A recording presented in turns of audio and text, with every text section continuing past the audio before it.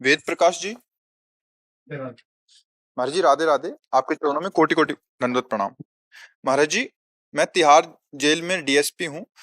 और महाराज जी, आपका एक प्रश्न था कि मतलब वहाँ कैदी, बहुत सारे ऐसे कैदी आते हैं उद्दंड स्वभाव के आते हैं।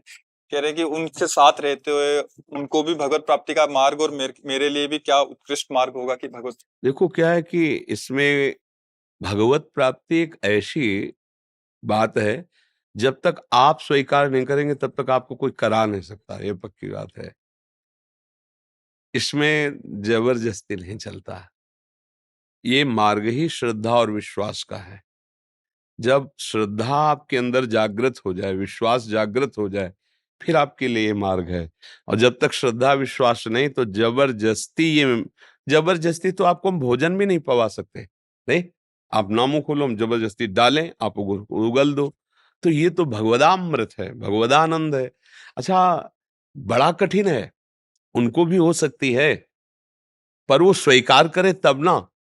पर जो जिस बुद्धि ने उद्दंडता करवाई, धर्म विरुद्ध आचरण कराए, और उसका वहां दंड भोग रहे, यदि पश्चाताप हो जाए उनको हृदय में, तो मार्ग खुल जाए। पर यदि पश्चाताप नहीं होगा, तो आप लाख उपाय करो, परिवर्तन हमारे कहने से नहीं होगा, आपके स्वीकार से परिवर्तन होगा। आप समझ पा रहे ना? अगर आपकी स्वीकृति नहीं है, तो मैं यहां से कुछ बोलूं, आप सुन के वही अपनी मनमानी करें, और आप कहें मैं साधु संग करता हूं, तो इतना भी फर्क आपका नहीं पड़ेगा, चाहे 20 वर्ष आप हमारे पास आए।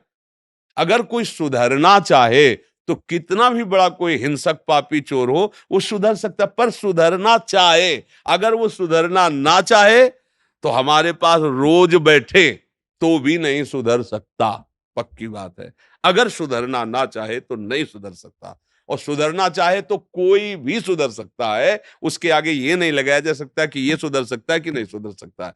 और सुधरने का स्वरूप यही है, जो वो किए हैं वो नहीं करना चाहिए। दूसरों की हिंसा, व्यभिचार, चोरी, मारपीट, इसी में तो जेल जाया जाता है। ये गंदी बातें ना करे, भगवान का नाम जप करे। अगर हो गया है तो भगवान क्षमा कर देंगे, अपना आगे का रास्ता ठीक कर ले।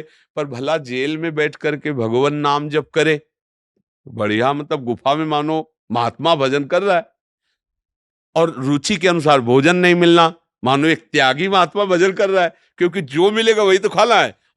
एक कमरे में मान लो बंद, तो बढ़िया गुफा में भजन कर रहा है। जब कोई मिलाने वाला व्यवस्था बनेगी तभी मिलोगे किसी से। कितना बढ़िया भजन का योग है, वो भगवत प्राप्ति वही कर सकता है। क्योंकि जो भगवत प्राप्ति के लिए चाहिए वो सब है, प्रतिकूलता ही प्रतिकूलता है नहीं। पर वो ऐसा नहीं चाहेगा, क्योंकि उसकी बुद्धि निकृष्ट आचरणों से युक्त रही है। अब कोई ऐसा पुण्यवान हो कि ऐसा सोच ले तो हो सकती है, अन्यथा नहीं, क्योंकि बिना अपनी स्वीकृति के भगवत प्राप्ति नहीं हो सकती।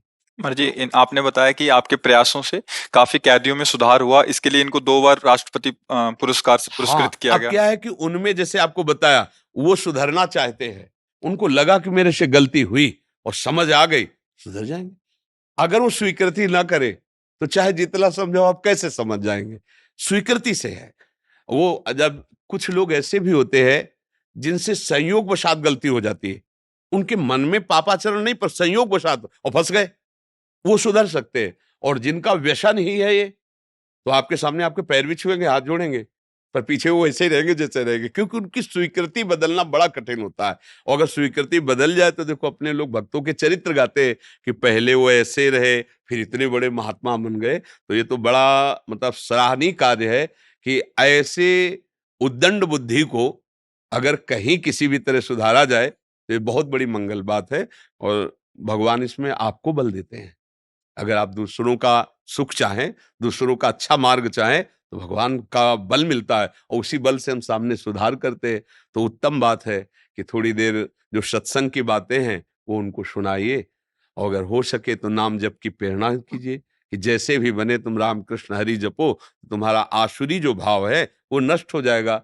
कोई भी ऐसा नहीं है जो भगवत प्राप्ति ना कर सके, पर वो स्वीकृति करके आचरण में चले, तब हो सकता है। हमने यहाँ देखा है कि जैसे एक बहुत बड़े महापुरुष थे, परमानंद जी नाम था। तो जहाँ भगवान का भाव उत्पन्न होता है, तो सब लोग आने लगते हैं, जैसे पुष्प में पराग तो भौरे मड़राने लगते हैं। धनी मानी जन, बड़े बड़े पदाधिकारी उनके पास आन, तो फिर ईश्वर भी आता है, खान पान सब ऐसे वैभव भी आता है। तो उसमें एक बहुत मास्टर थे, वो शिष्य बन गए थे उनके, पर उनकी बुद्धि मतलब रजोगुणी थी, तो उनको लगा कि कोई दूसरा महंत ना बन जाए और मैं ही इस वैभव का महंत बनूं, इसलिए वो उन्होंने अपने गुरुदेव को आहार में जहर दे दिया।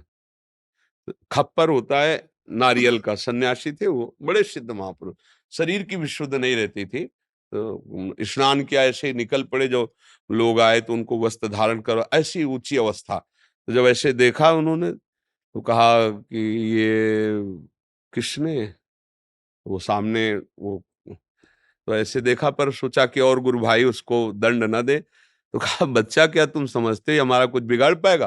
अकेले 7 दिन तक कुछ नहीं। इसके बाद उसको बुलाया और कहा देखो अब हमारा समय आ रहा है इसलिए जा रहा हूं, तुम्हारे जहर से नहीं। एकांत में उससे कहा कि पर तुमने जो अपराध किया है, हम कहेंगे किसी से नहीं, पर इसको तुम भोग नहीं पाओगे, इतना बड़ा दुख मिलेगा, तुमने क्या गलती कर दी। 7 दिन तक कोई जहर का प्रभाव नहीं, जब शरीर छूटा तो पूरा शरीर काला पड़ गया। योगी थे, महापुरुष थे, पर जहर तो था ही ना। अब उनके शरीर पूरा होते, महंत की तो बात जाने दो, देखा उनके शरीर की त्वचा ऐसे फट गई जैसे पानी बहा हो फिर वहां से निकल गया हो, भूमि सूख गई हो तो पपड़ी नहीं हो जाती, और मवाद जहां से पपड़ी वहीं से मवाद, पूरा शरीर सड़ गया। चीख चीख के उन्होंने प्राण। ये जो महापुरुषों का प्रभाव है, जब उनकी वाणी के अनुसार चलो तब पड़ता नहीं। देखो इतने बड़े सिद्ध महापुरुष के समीप उनका शिष्य क्या अपराध कर दिया कि लौकिक संपत्ति के लिए ब्रह्म स्वरूप गुरुदेव को जहर दे दिया।